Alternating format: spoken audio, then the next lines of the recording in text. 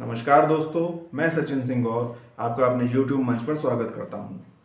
Thumbnail आपने देख लिया है और मैं ऐसे 3 पॉइंट्स की बात करूंगा जिनके ऊपर या तो बात नहीं हो रही है या ब्रीफली हो रही है या अलग तरीके से बात हो रही है।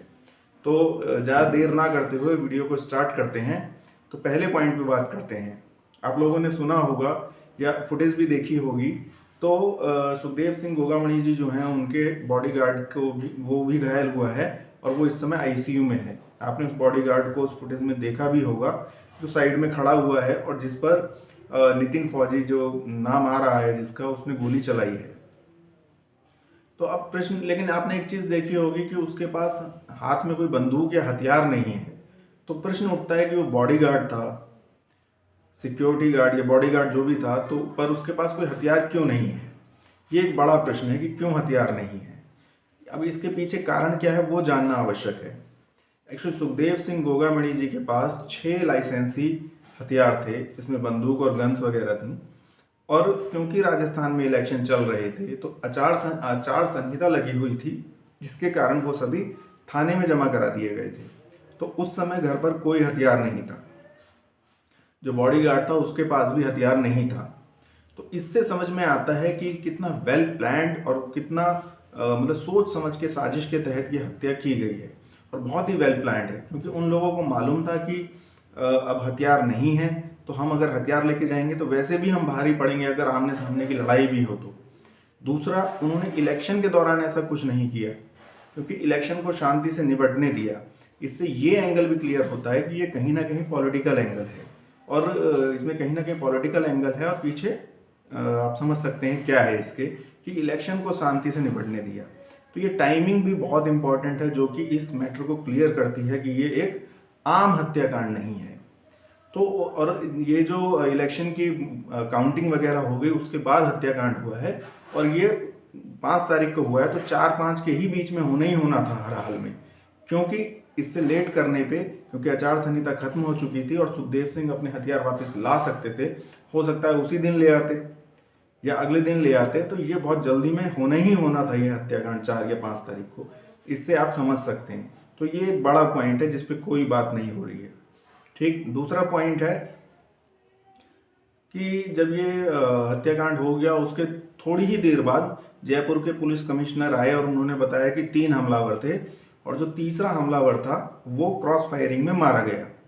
अब जयपुर के कमिश्नर ने जब ये बात कही है तो ऐसा तो होगा नहीं कि सीसीटीवी फुटेज नहीं देखी है।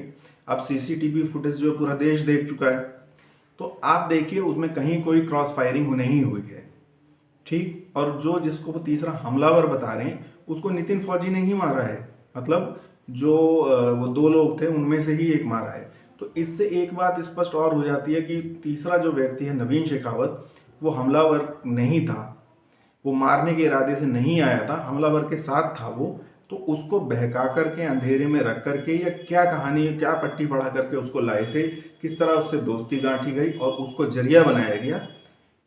लेकिन वो हमलावर नहीं था और हमलावरों के साथ उनका सक्रिय गैंग सदस्य नहीं था। लेकिन पुलिस कमिश्नर ऑफ जयपुर कह रहे हैं कि तीसरा हमलावर मारा गया। तो इतनी जल्दबाजी में वो इस नतीजे पे क्यों पहुंचे। फिर उन्होंने सरासर झूठ बोला कि क्रॉस फायरिंग में मार गया। क्रॉस फायरिंग वहाँ हुई ही नहीं है, वहाँ तो नितिन फौजी ही मार रहा है। तो ये झूठ जो है पुलिस कमिश्नर क्यों बोल रहे हैं। तो पुलिस कमिश्नर, मतलब कोई कांस्टेबल बोल दे वो एक अलग बात है, पर पुलिस कमिश्नर ऐसा झूठ बोल रहा है तो ये भी इसी तरफ इशारा करता है कि ये एक बड़ी साजिश है। क्योंकि पुलिस कमिश्नर इतनी जल्दी इतनी हल्की बात और इस तरह की बात नहीं कर सकता, क्योंकि फुटेज सामने आ चुकी है, क्रॉस फायरिंग हुई नहीं है और नवीन शेखावत जिसको हमलावर बताया उसके पास हथियार ही नहीं था। क्योंकि यदि उसके पास हथियार होता तो जब नितिन फौजी उस पर बंदूक चला रहा है तो वो भी हथियार से उस पर हमला करता, तब क्रॉस फायरिंग होती। लेकिन वो क्रॉस फायरिंग भी उनकी आपस में होती, तो आपस में वो क्यों आएंगे इस तरह से लड़ने के लिए। तो ये एक तो ये बात क्लियर होती है कि नवीन शेखावत जो था वो हमलावर नहीं था।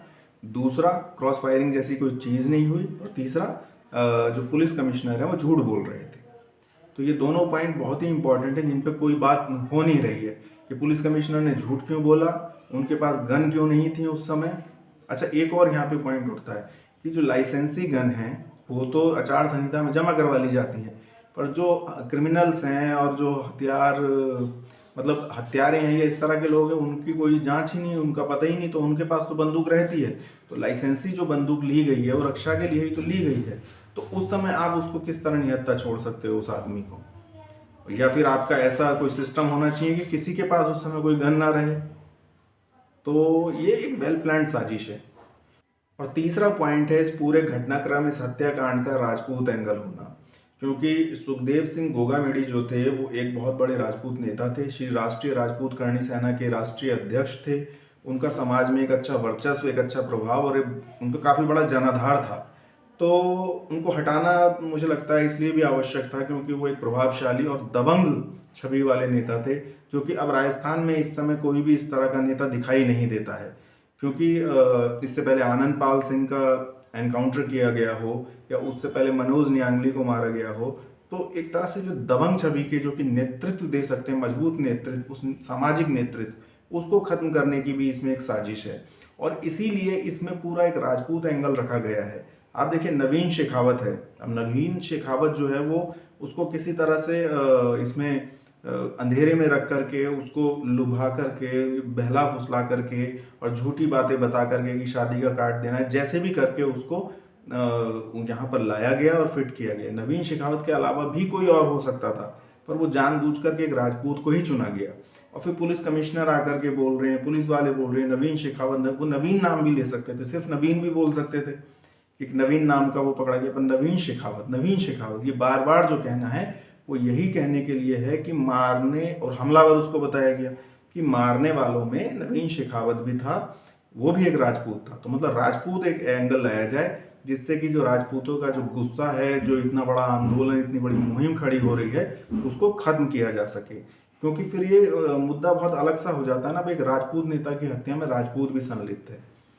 तो इसलिए इस बात को करा गया और इसको बड़ा चढ़ा करके पेश किया गया और झूठ भी बोला गया, यहाँ तक कि पुलिस कमिश्नर के द्वारा झूठ बोला गया। तो ये राजपूत एंगल का पॉइंट भी यही है। तो ये वीडियो आपको कैसा लगा आप बताइएगा और कमेंट कीजिए और चैनल को सब्सक्राइब करिए अगर सही लगता है तो। धन्यवाद।